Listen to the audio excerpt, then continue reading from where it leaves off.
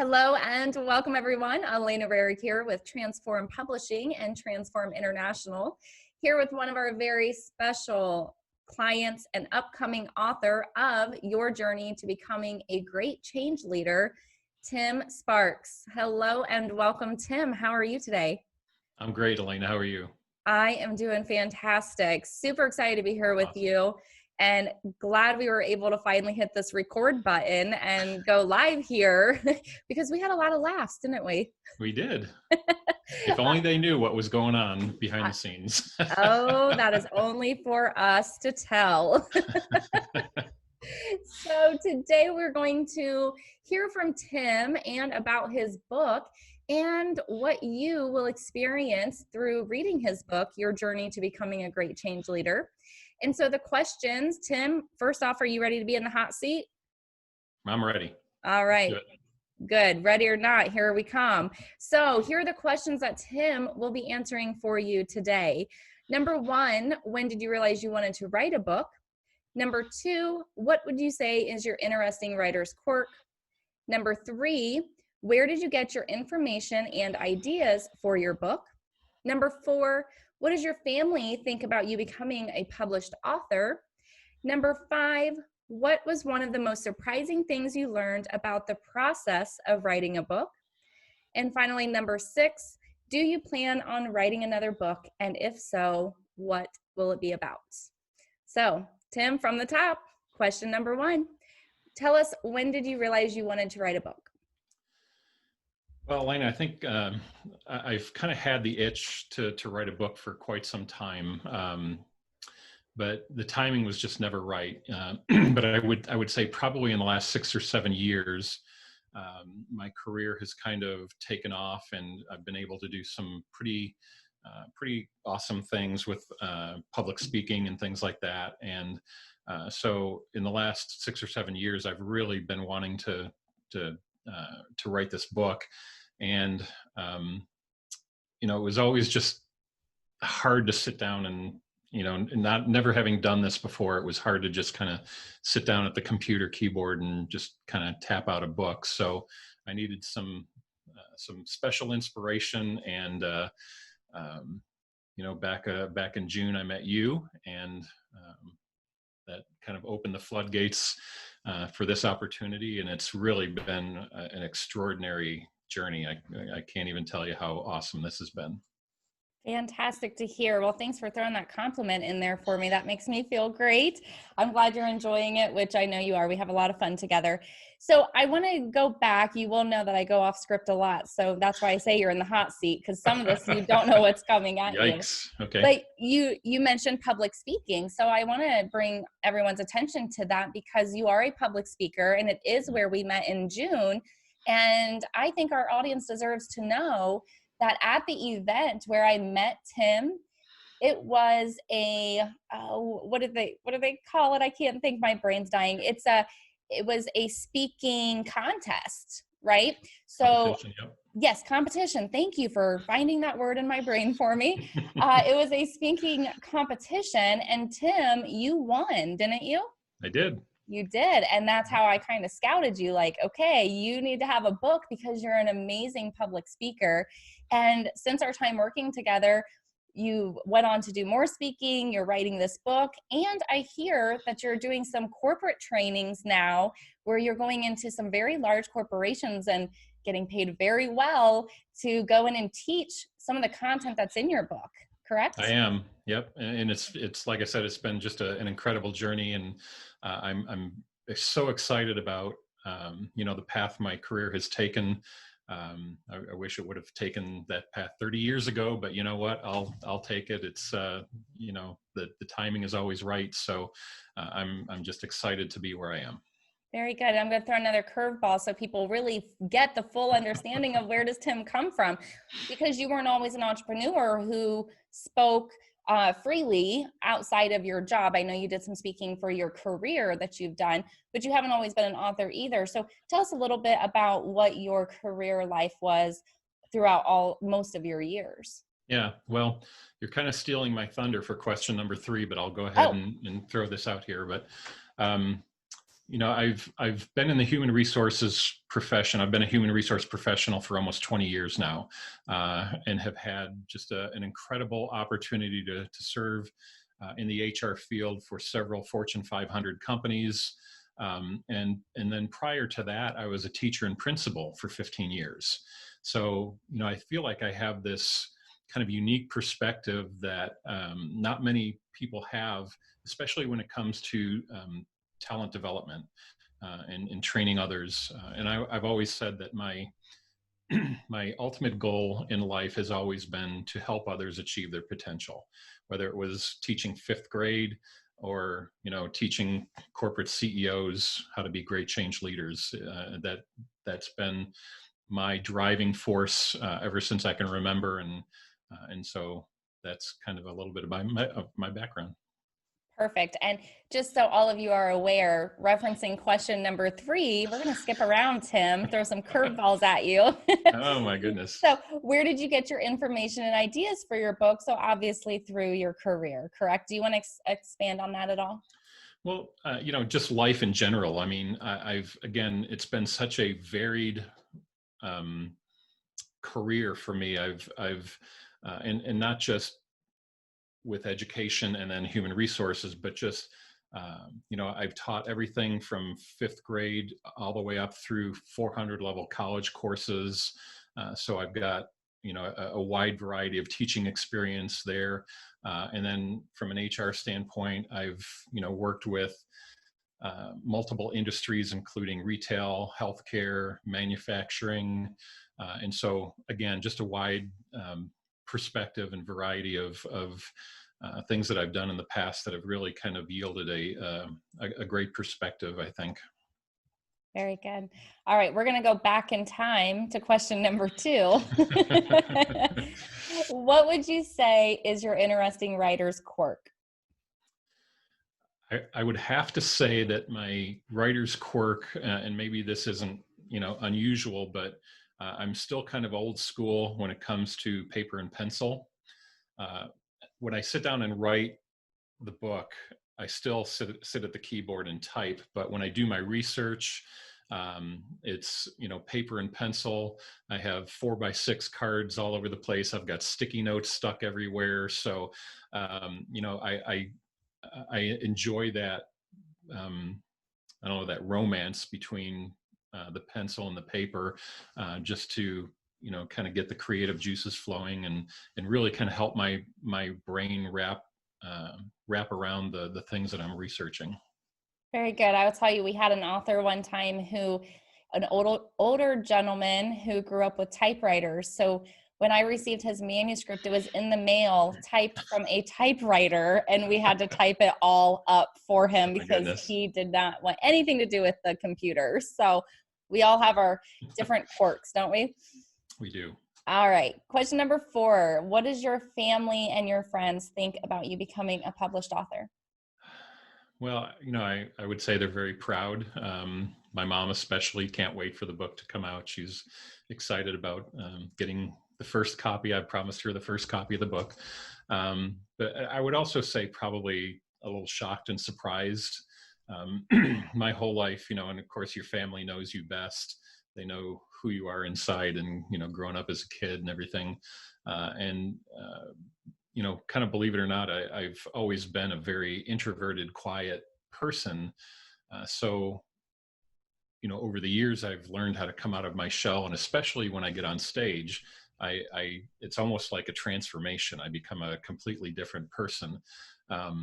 But when I tell my family that I'm authoring a book, it's like, wow, really? Kind of shocked a little bit, but again, proud. And if you asked my wife, she would probably say, "What took you so long?"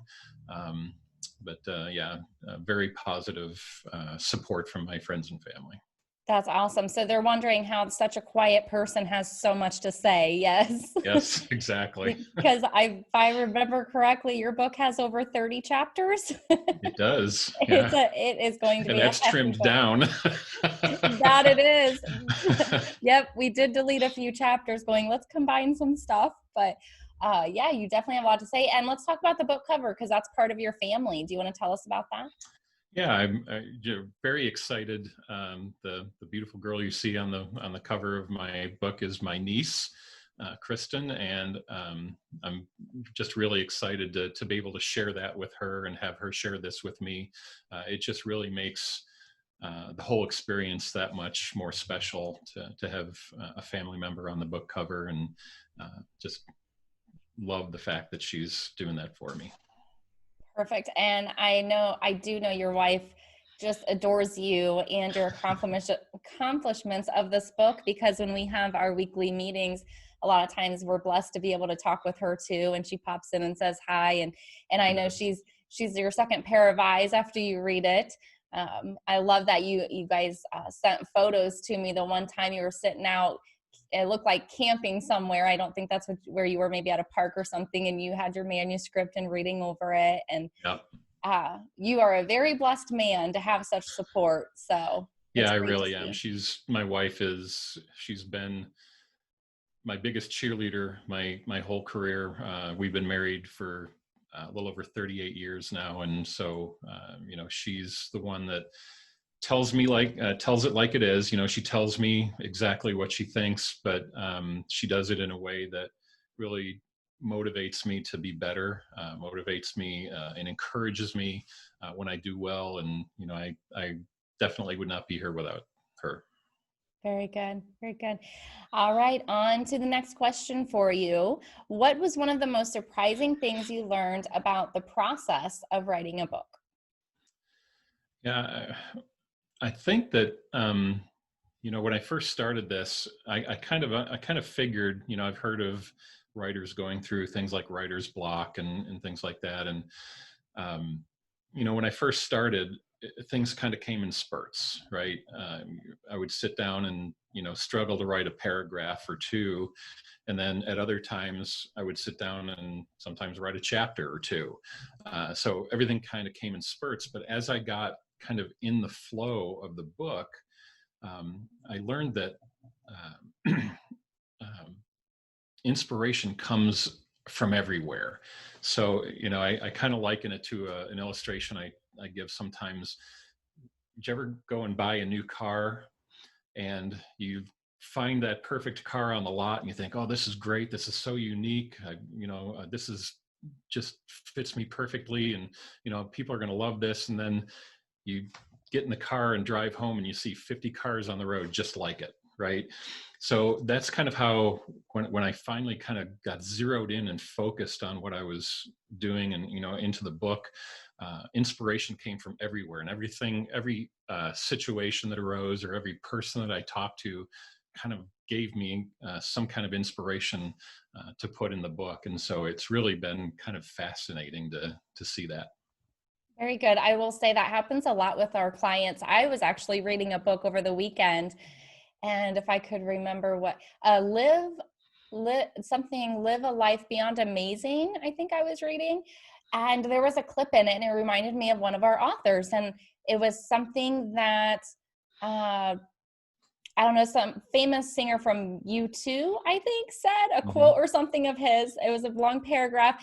And I took a picture of it and was like, you need to use this in your book, because it also references, so you do, even me working with all of you and knowing what your Yeah. books are about, I will come across stuff and send it out like, oh, research this a little bit. Would Right. make a great addition. So you're right. Inspiration comes from everywhere. So do you carry around a little notebook then, and when something hits you, write it in there? Yep, I do actually. I have a couple of things. I have what I call my writer's journal or my speaking journal. I have one for both. So and sometimes the two, kind of mesh. So I carry around a journal of just blank pages, just for when inspiration hits. But I also have one of my cell phones is a Galaxy Note that has a pen in it. So whenever if I'm out and about and I don't have my journal with me, I can just pop out that pen and just write right on my phone, take notes. And so I've always got something with me that I can use uh, to capture that moment. Very good. I have several on my phone, my voice recorder, my notebooks in my purse, but then on my nightstand, because as you're falling asleep, you have these thoughts like, oh, I need to write about that. but Yeah. it's so fun to wake up in the morning and see what I wrote, because I'm writing in the dark on my nightstand like this, and it's all over the page and really sloppy. So it's super fun being an author, a writer, because there are a lot of interesting things that come along with it. Yes? Absolutely. Yep. Yep. All right. We're going to wrap this up with your final question. So, do you plan on writing another book? And if so, what is that topic going to be? Yeah, actually, I've got um, at least two more books that I want to do. The first one, I've always wanted to do something about, and of course, all my books revolve around kind of the business side of things, and so um, the future of performance management. Um, I've always kind of had this thing that I really wanted to bring out in a book, and I've actually spoken on this numerous times. It's actually kind of funny. I was speaking at a conference one time on the being a great change leader, talking about change, and I just gave a 5-second illustration about the future performance management. And afterwards, after the conference, after the workshop, people come up to you and talk to you, and um, you know kind of pick your brain about different things. And what do you think the